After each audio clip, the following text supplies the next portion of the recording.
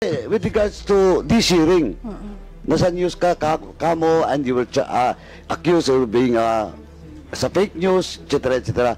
Ma'am, remember, you apologized 4 times on those issues. Na question sa'yo, and you apologize. And that's on record.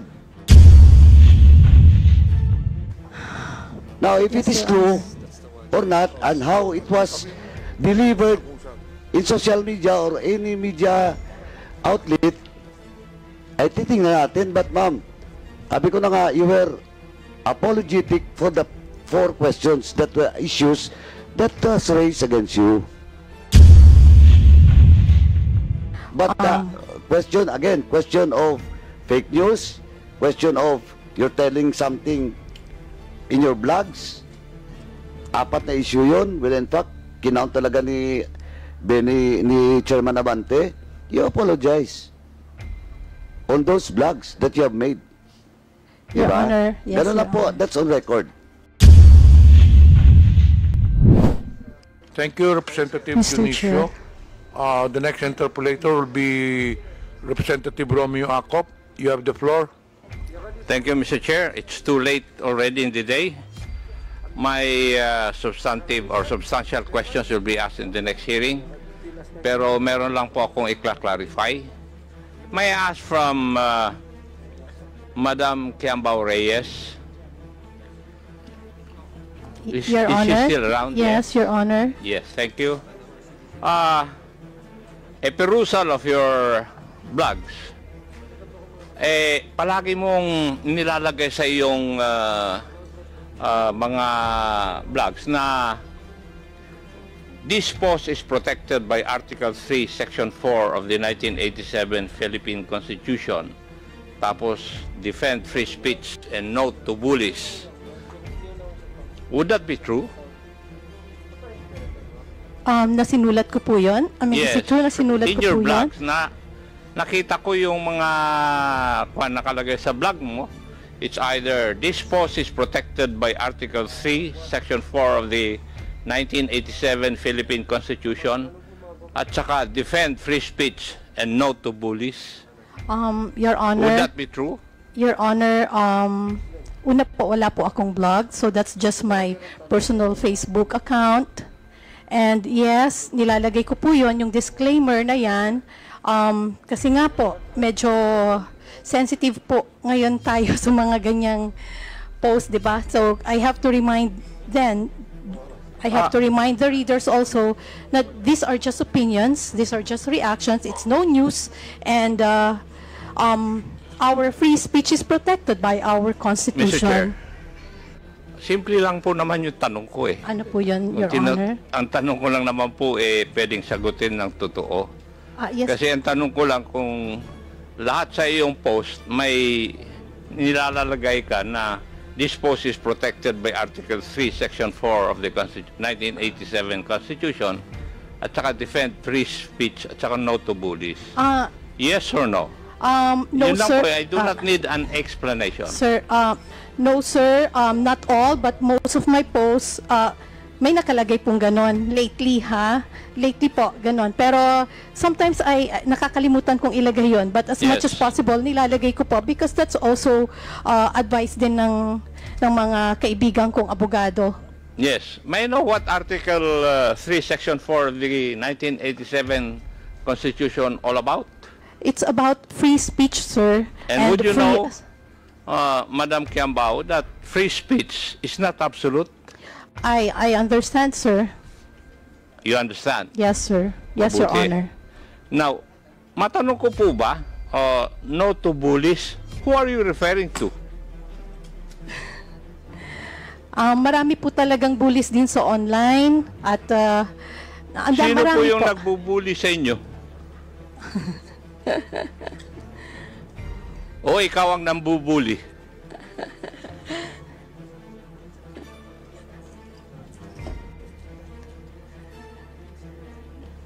Marami po kasi, sir, may mga vloggers sa kabilang side, yung mga kontra sa aming mga opinion na binubuli rin po kami. Like who? Pinagpo-post ng kung ano-ano. Gusto niyo, pwede pong banggitin yung mga pangalan nila? Like who nga po? Apo. Like yung sina Rene Astudillo, Labandera, Okay. Sige sino na yun? po. TPL Labandera, Tama na po. TPL 3. Ano po ang ini-espouse nila na laban po sa inyong opinion? Eto po, sa akin po, tulad nung first hearing po, hindi ako nakarating dahil ako po ay nasa ibang bansa at dumating na po ako ng hapon. And then, kung ano-ano na po yung mga pinagsasabi at pati yung itsura ko, kung ano-anong sinabi nila na kesyo, kung ano-ano pong hindi maganda. And hindi ko na rin naman po pinatulan, pero yun nga po, no to bullies, di ba? Parang just because hindi po tayo kumikibo, yun, kung ano-ano na nga yung pinagsasabi sa kanilang mga FB pages. Sana nga rin po, napatawag din sila dito at nang matanong nyo rin po ang kanilang mga opinion tungkol sa usaping fake news. Thank you. Salamat din po, Your Honor. Sinabi mo kanina sa opening statement mo, if I remember right, wala kang kinikilingan. You're not pro-BBM or Marcos. You're not pro-Duterte. Tama po. Tama po, Your Honor. I'm pro-good governance. But like I said, also in my statement, I support and I respect yung pong mga pinuno at lahat ng Pilipino na sumusuporta sa aking advokasya, which is good governance nga po at free speech. Good governance. Yes Pero po. dapat po bang isali rin yung paninira ng mga individual na tao? If Ano you are po pro-governance, Ano po yung tanong po doon, Your Honor? dapat po ba ilalagay sa inyong mga post yung paninira? Hindi ko po masyadong makuha po yung maintindihan po yung tanong. Baka mali po ang maisigot ko. Hindi po ba question na po kayo kanina ni Honorable Abante? Nag-apologize nga po kayo 3 beses. At paiyak-iyak pa po kayo. Yes, Your Honor. Napapaiyak po talaga ako sa... And then you claim na wala kang kinikilingan. But from your post, meron kang kinikilingan. Your Honor, May bias ka rin na pinapakita. Kasi nandito sa akin ang listahan ng mga post mo, yo. sige po. Your Honor, just let me know kung pwede na po ako magsalita. Pwede na po, Your Honor, Yes, you have sumagot. the floor. Okay, maraming salamat po. Sabi ko po, ako ay pro-good governance. Hindi po ako pro-Marcos or anti-Marcos or or any politician. Ang sabi ko po, I'm a pro-good governance. And I also said in my statement that I also have my biases. Diba? Sinabi ko po yon. Pero hindi po ako tumitira ng below the belt. I did not say na wala akong bias or wala akong kinikilingan. Obviously, tulad ng sabi ko, sinusuportahan ko ang mga pinuno, ang mga Pilipino na nagtataguyod ng good governance at free speech. So yes, may bias po ako. Kung sino po yung tingin ko na pinuno na nagtataguyod nito, yun po yung medyo bias po ako doon. Pasensya na po. Thank you. Maraming salamat din po, Your Honor. Yeah. In one of your blogs, kasi hindi ka yata naka-attend, di po ba? Yes, Your Pero Honor. ipinost mo na, and I would like to quote, wait, did they not say that the hearing is meant to investigate their so-called pogo vloggers, narco vloggers, and fake news purveyors?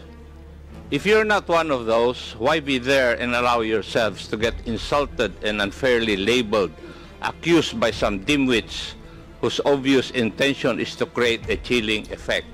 Now that you are here, Madam Reyes, did you feel this? Again, sir? Did I feel...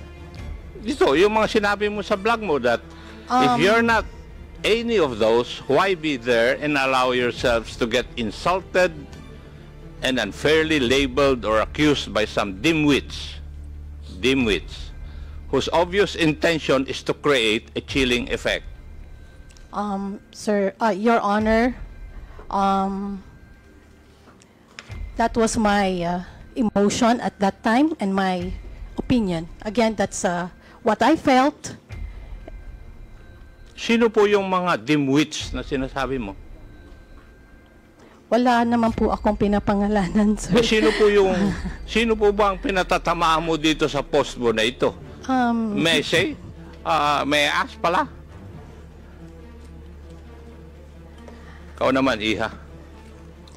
Wala. Pasensya na po, sir, kung... Pero yun nga Hindi mo naman sinasagot yung tanong ko eh. Did you feel na ikaw ay na-insult dito? Yes, Your You're Honor. unfairly labeled or accused Yes. by some dimwits? Your Honor, yes, I felt insulted. Naapektuhan po talaga din yung aming mga... Sino po ang nag-insulto sa inyo? Your Honor, kung makikita niyo po yung mga balita ngayon... Hindi, ang aming sino nga nag-insulto sa inyo ngayong araw na ito? Kasi yun ang sinasabi mo dahil dapat nga hindi Your kayo Honor. attend ng hearing na ito dahil you will allow yourselves to get insulted and unfairly labeled. Your Honor, pwede na pong sumagot. Sa tanong niyo po kung sinong nang insulto sa akin, ayoko pong Hindi, sabihin ngayong araw insulto, na ito pero dito. po, ngayon pong araw na to, natawag po ako ng tanga. Sino Hindi pong po ba? tumawag sa inyo na tanga? Mr. Chairman, For the information of everyone, that word was already stricken off the record.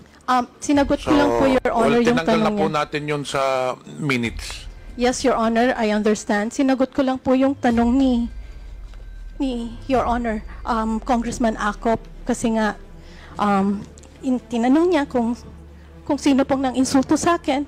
Ayokong isiping insulto po yun, pero kasi naniniwala ako na yung mga ganyang salita ay gawa din lang ng galit niya siguro. Kaya okay lang. Ang gusto ko lang po sigurong ang masakit lang kasi anyway, yun po. Yun lang po yung sagot ko dun sa tanong niya na Pero yun po, sinabi tanga. mo rin na yung magtatanong sa iyo o mag-insult sa iyo isang dimwit. Di po ba? Inunahan mo na eh. Doon sa vlog mo. Di ba? Opo. Yes. It's there in your blog. It is what it is, sir, and yun nga po, that's my Ikaw ang nauna, Yeah. hindi yung kwan. Kasi inuna mo nang sinabi na kung a-attend yung mga vloggers, they will be labeled or accused by some dimwits. Your Honor, kung titignan niyo po ay yung mga bali-balita ngayon, naidikit na po yung mga pangalan namin sa mga salitang fake news blogger, fake news purveyor, narco bloggers, togo bloggers, nakadikit na po yon. In fact, yung latest kagabi, sinabi na ikukulong na yung mga parang 11 bloggers. Kami po yon. I-detain. Sino po yung Nasa balita po, Your Honor. kanino pong balita? Marami po, pwede po nating makita mamaya, pero may mga bali-balita na po. Mga mainstream media po ang nagbalita at idinikit na po yung pangalan namin directly sa mga salitang yan. And nakakalungkot po kasi syempre, hindi naman po namin ma-explain yung mga sarili Miss namin MJ, sa lahat. Mr. can I Chairman? cut you off? Yes, Your Honor. May we know yung sinasabi mong nasa balita? Opo. Pwede mo kang pakita sa amin dito? Opo, Your Honor. Saan balita na ikukulong kayo? Hindi- Sino nagbalita? You mentioned mainstream, so that would be GMA, ABS-CBN. Yes. Pwede mong ipakita rito ang Mainstream preba po. na merong nagpalabas ang mga mainstream media na ikukulong kayo? Because Wait I have lang, not Your heard Honor. of any Meron po. mainstream media telling saying about this supposedly na pagkulong sa inyo. Pwede mo bang ipapakita rito yung prueba, ebidensya, Meron po. proof that this mainstream media has been saying na ikukulong kayo? Yes, Your Honor. Pwede kong ipakita sa inyo mamaya kung gusto niyo po. Kasi na-screenshot ko Sinong naman mainstream po yan. media ba yung sinasabi mo? Can you just give me Radyo Mindanao Network? At saka meron pa marami pa akong nabasa kasi pino-forward nga po sa amin, sir, yung Mr. mga Chairman. ganyan. Baka hindi naman mainstream media yon. Baka Mr. this is also social media personalities. meron din, oo. I don't think No, sir, if mainstream it is a legitimate media outlet, It is, Your if it is a Honor. mainstream media these are legit people. I don't think they will make irresponsible statements such as that. Mr. Chairman. Yun nga po, Your Honor. Yes, Representative Baduano. Anyway, with due respect to the statement made by Ms. Kiambao, ma'am, ganito kasi yan eh. Today's hearing will prove that indeed if it is true, no? At saka dokumentado po yung sinasabi mo na kahapon o kagabi may mga ganong report, Meron. it will be proven that it is not correct at it is not true. Kasi hindi naman kayo kinontempt eh, unless in this hearing you will violate our internal rules. Di ba? Now, hindi namin problema yun, ma'am. Kung may ganun. Kasi you were invited for the past several invitations. That's why you were issued as a pena ad testificandum. Eh siguro, ano mang media yan, baka interpretation nila, pag wala kayo dito, eh, makukontempt talaga kayo. Now, ma'am, second, ma'am, yung sinasabi mo ngayon, yung news ngayon, you're now in the news. Okay? And yesterday and Now, today, yes. and then, with regards to this hearing, nasa news kamo, and you were accused of being sa fake news, etc., etc. Ma'am, remember, you apologized 4 times on those issues na question sa'yo, and you apologize, and that's on record. Now, if it is true or not, and how it was delivered in social media or any media outlet, ay titingnan natin. But ma'am, sabi ko na nga, you were apologetic for the 4 questions that were issues that was raised against you. Di ba? Now, kaya dalawang issue dito. Question of contempt. Eh, hindi naman kayo siniting contempt. Now, that will be the question of that media outlet's credibility kung ba't nila ni-report na makukontempt kayo, na hindi naman kayo makontempt. Sabi ko nga, hindi kayo makukontempt today unless otherwise. You will violate the internal rules of this committee. Malinaw po yun. Apa, yes, Your Honor. Diba? Well, in fact, itong hearing ngayon will prove that indeed you attended this hearing, and I'm very thankful for that. Kaya Attorney Trexie, I'm very thankful for attending this hearing. But ma'am, ang sinasabi ko lang, yung mga news kagabi na iko-contempt kayo, now, ipoprove natin na hindi kayo na-contempt. Yes, Diba? Your Honor. But question, again, question of fake news, question of you're telling something in your blogs, 4 na issue yun. Well, in fact, kinount talaga ni Chairman Abante, you apologize on those blogs that you have made. Your Honor, yes, Ganun na Your po, Honor. that's on record. Your Honor, I was just reacting po doon sa, or responding doon po sa tanong ni Congressman Acop. Hindi ko po sinasabi at ina-assume na ganun po yung gagawin ninyo. Nirelay ko lang po sa inyo yung mga balita na kumakalat at kung paanong ang aming mga pangalan ay nasisira. Hindi po ibig sabihin na dahil sa inyo, kundi dahil dito sa mga nire-report ng mainstream or ng social media about us na nakakasira. Those are fake news. Ma'am, Di po ba? that's why, ma'am, on the other hand, because you're attending this hearing, it only proves that you were not cited in contempt. Di ba? Yes, and You are exceptionated doon sa issue na pinalabas nila last night ba yun or the other day. Pero ngayon, yung lumalabas ngayon, again, I would just like to reiterate, yung lumalabas ngayon na fake news ka or etc. whatever, eh, it was proven dito because you apologize. Now, it's up to them how to write the news or the item or whatever in their social media account. Bala sila. But ang sinasabi ko lang po, we are basing all based on facts dito. Well, in fact, yung reklamo mo kanina na parang na-insulto ka, sabi nga ni Chairman, I was the one who moved. Diba, to strike out the unparliamentary statement made by my fellow colleague, my fellow chair sa Quadcom. Kaya gusto namin ipakita rin dito na we are fair here, ma'am. yeah, thank you, Your Honor. Thank you, Chairman. Again, sinagot ko lang po yung tanong. Hindi ko po gustong i-bring up ulit yung salitang yon sa akin, pero sinagot ko lang po ang tanong. Maraming salamat po. Representative Acop. Thank you, Mr. Chair. May I go to Madam Crisette Chu? Yes, sir. Is she still, are you Yes, still sir. around? Yes, sir. Good afternoon. Good evening. Yes. Narinig ko po yung pagtatanong sa inyo ni Honorable Benny Abante. Tinanong ako po kayo kung sino yung mga congressmen na may mga anak o nakuan na nag-aaral kung saan-saan sa abroad. Di po ba? Yes, sir. Nagtanong kanina. Did you learn a lesson from that?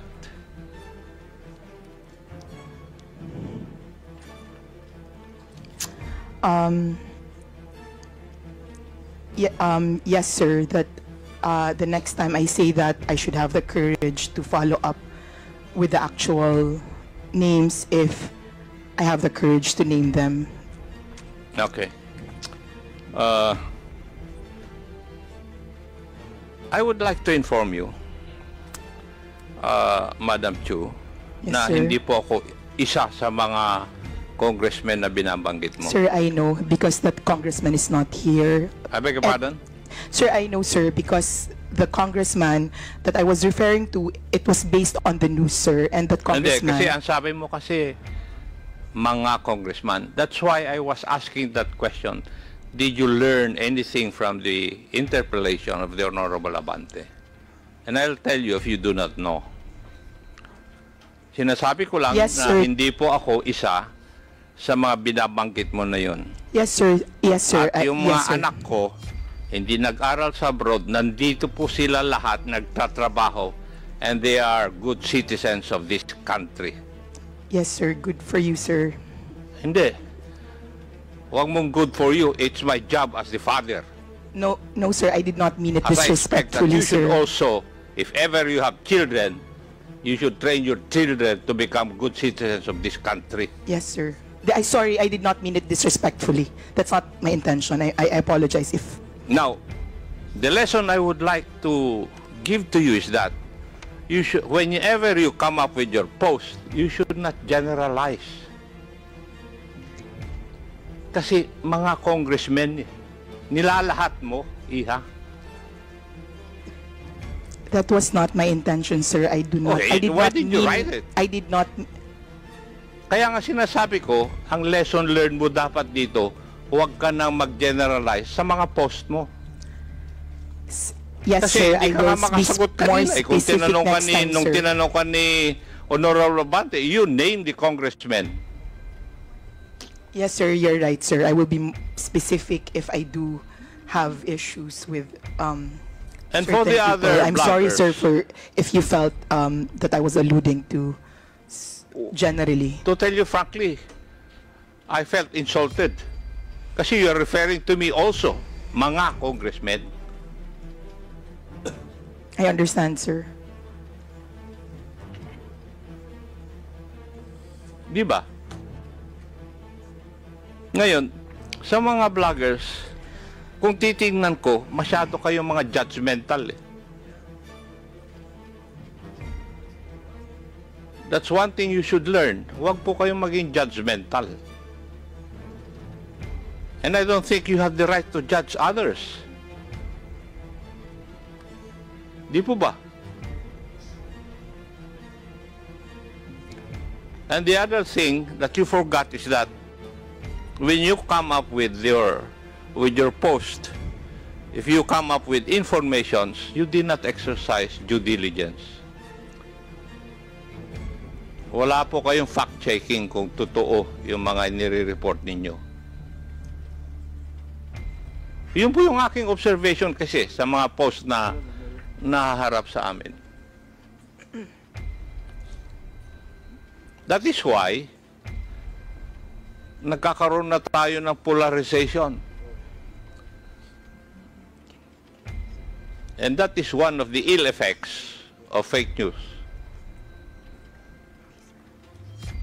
Maski na nga yung national sovereignty natin, nahahati na tayo. I hope this, you people who are engaged in this kind of business, you will realize na dapat hindi last hearing, tinanong ko nga yung mga nag-attend, ano po ba ang advantage ng fake news? Wala naman sumagot sa akin. Baka ngayon, meron kayong sasagot sa akin. Ano po ang advantage ng fake news para sa ating sosyedad o para sa ating bansa?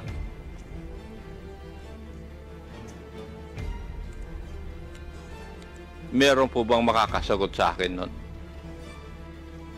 Sir, may I? Mr. Chair, sasagot daw? Yes, please. Hindi po kayang sagutin. Kailangan po natin ng definition ng fake news.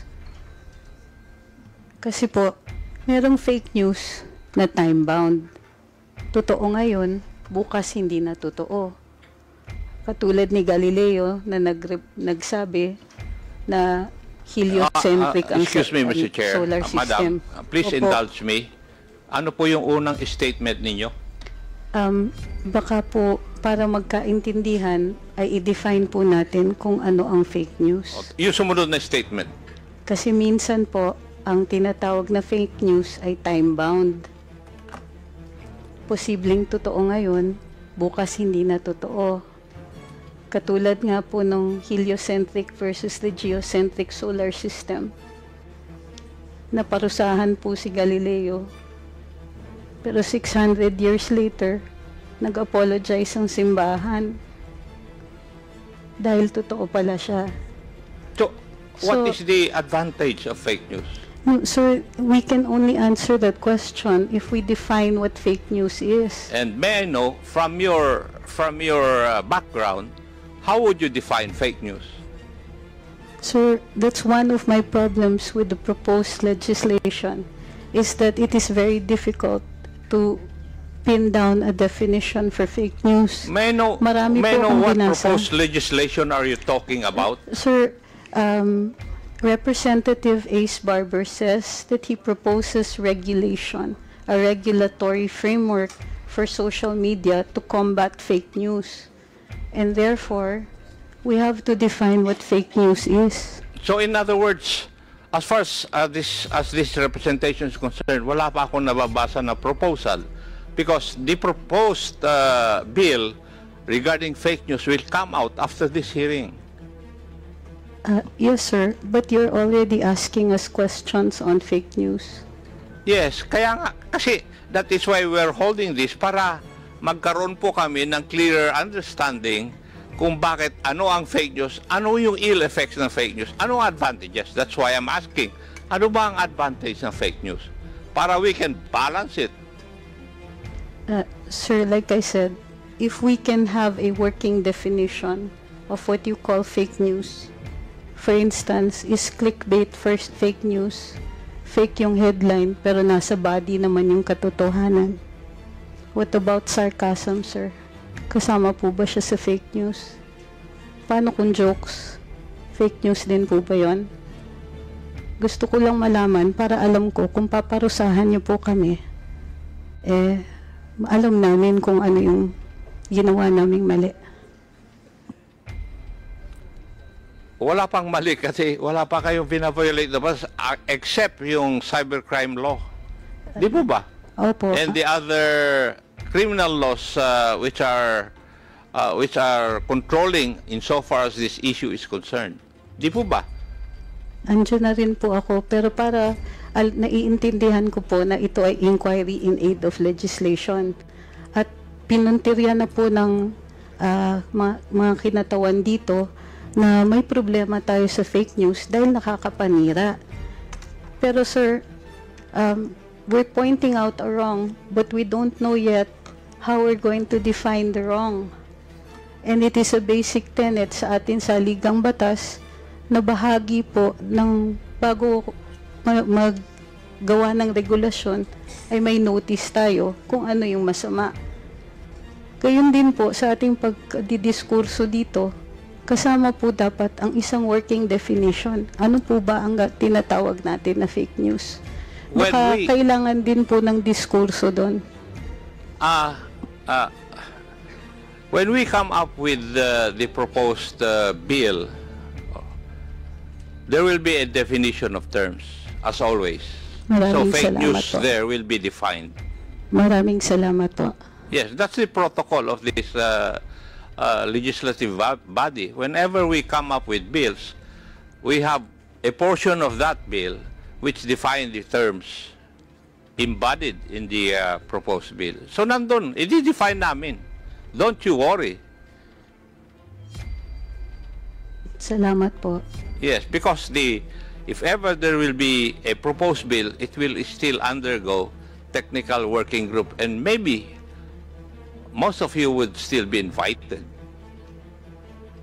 So your opinions on the matter will be known by the legislators. So magkakaroon po ng definition.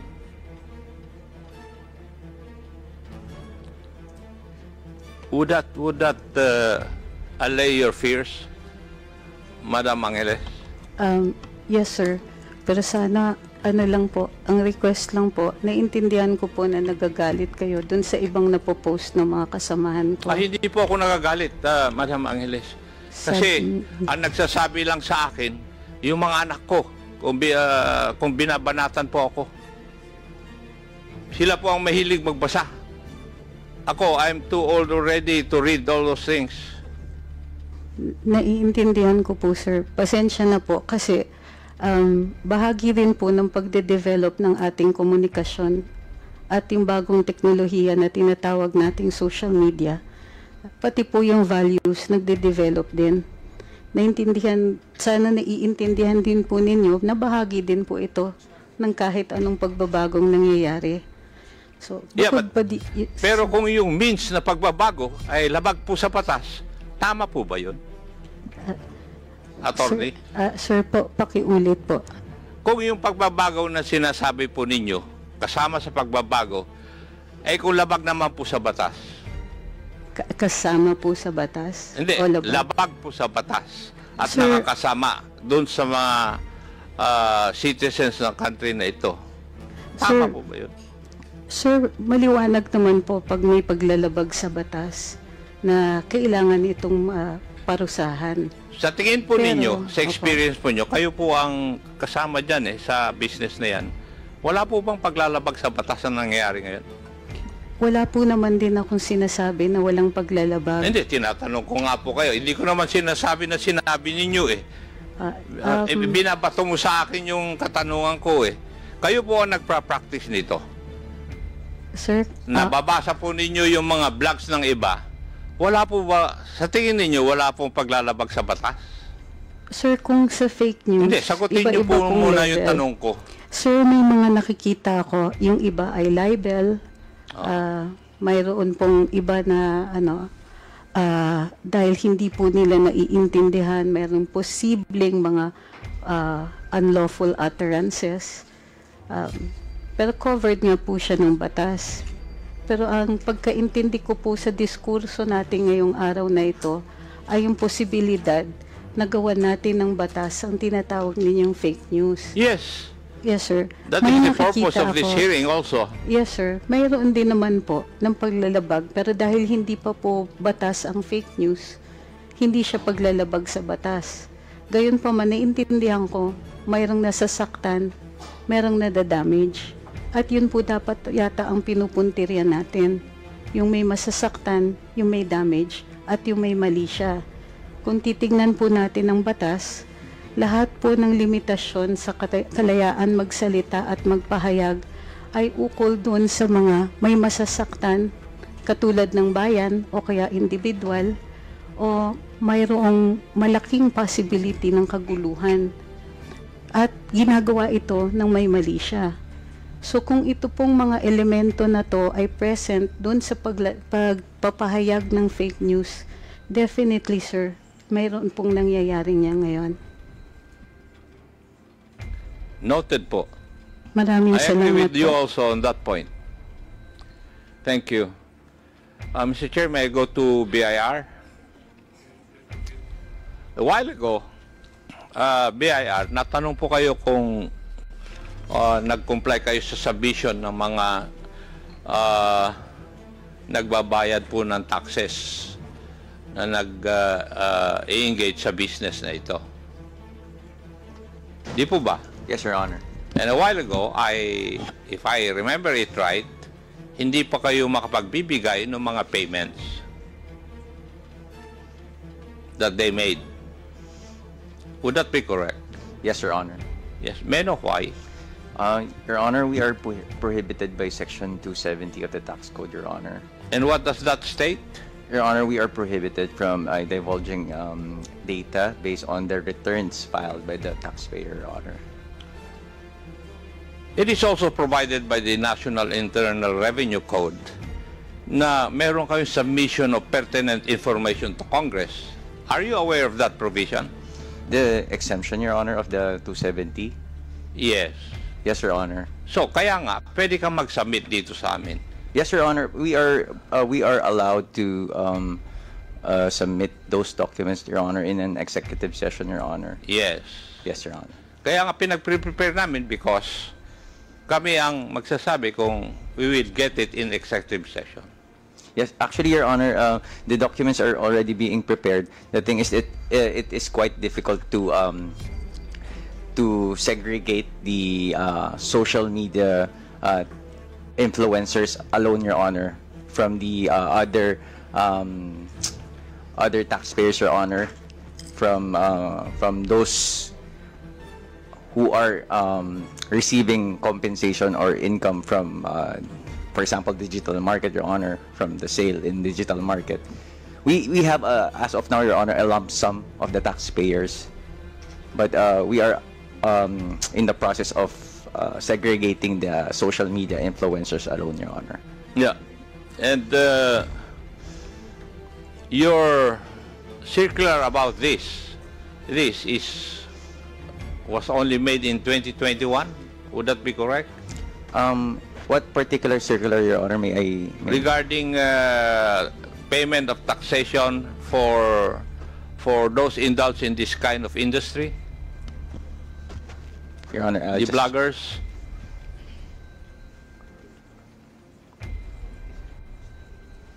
Yes, Your Honor, 2021, Your Honor. Yes, 2021. Kasi gusto namin na makita rin kung paano tinatax itong mga ito by the BIR. Kasi yun ang kasama sa question ko sa next hearing. Yes, Your Honor. Yes. Thank you, Mr. Chair. Thank you, Your Honor. Thank you, Representative Acop. The last interpolator is Representative Paulo Ortega. Thank you, Mr. Chair.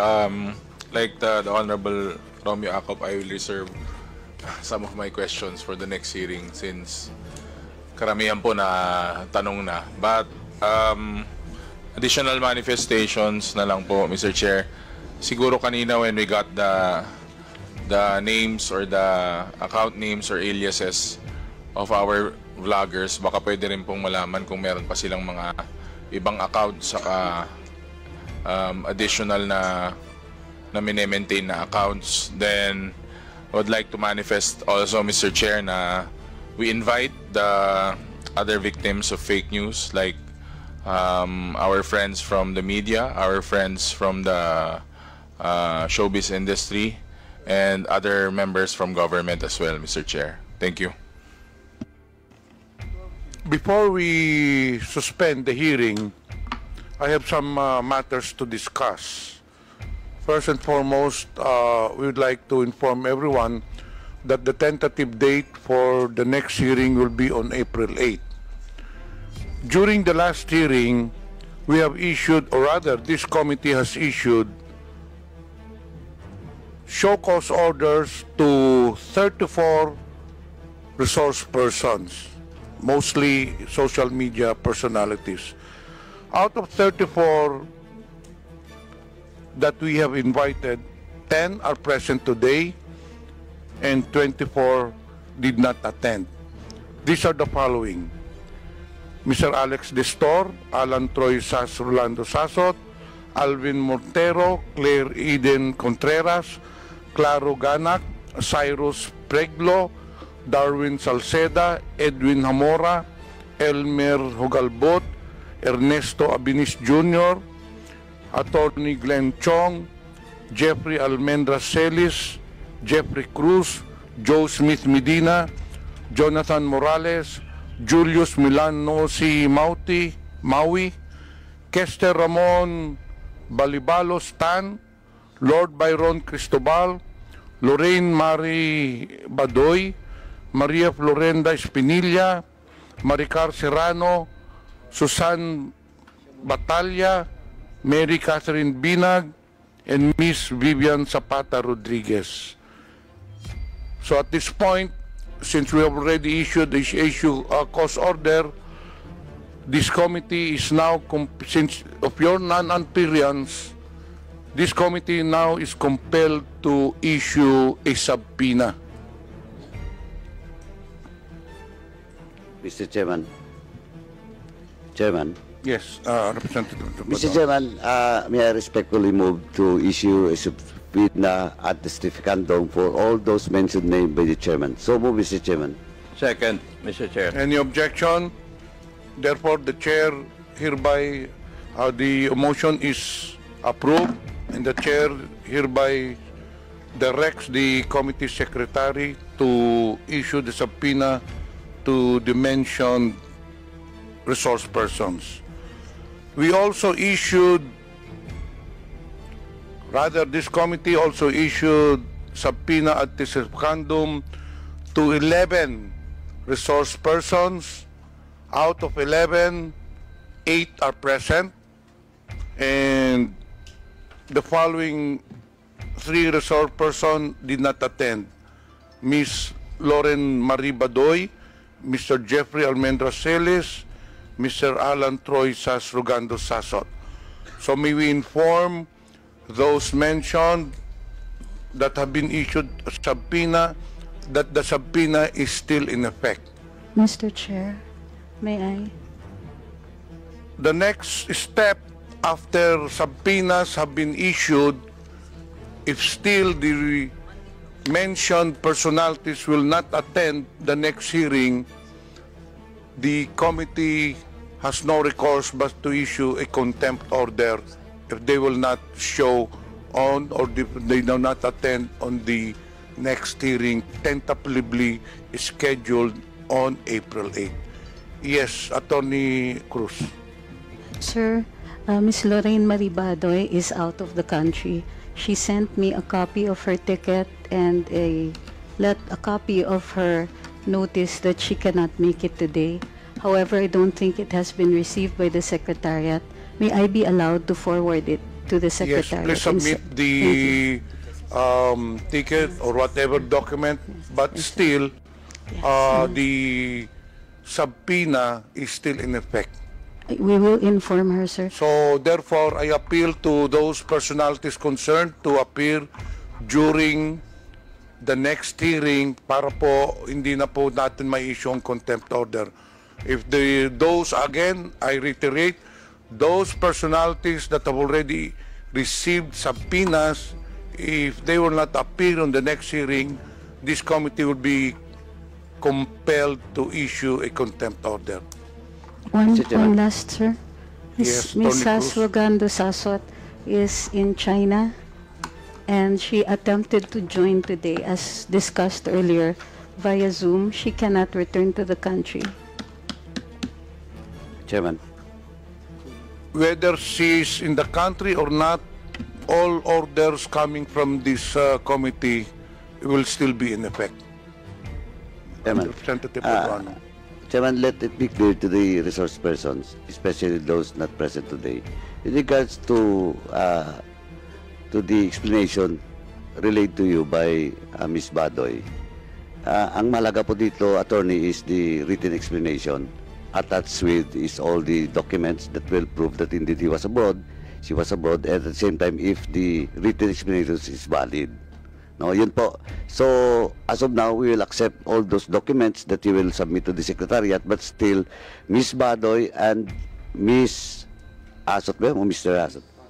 Sasot should make a written explanation and submit it to the committee before the next hearing po. Thank you, sir. And lastly, Mr. Chairman, just to remind everyone, resource persons, and that includes all those resource persons that are not present in today's hearing, and maybe they're monitoring this hearing, let me remind everyone that please don't force us to cite you in contempt, because under our rules, just to remind you, Section 11 of our internal rules, paragraph F, we will not allow discussions or attacking, insulting this committee hearing after the suspension of this hearing, because you will be in violation of Section 11, letter F of our internal rules. We will be forced to cite you in contempt for in violation of letter F, undue interference in this hearing po. Just be reminded po. Kasi we have already done that in my committee. One of the black timer in Cagayan, Bombo Radio Cagayan, was cited in contempt because after the hearing, he attacks the result of and insulted the committee and the result of the hearing.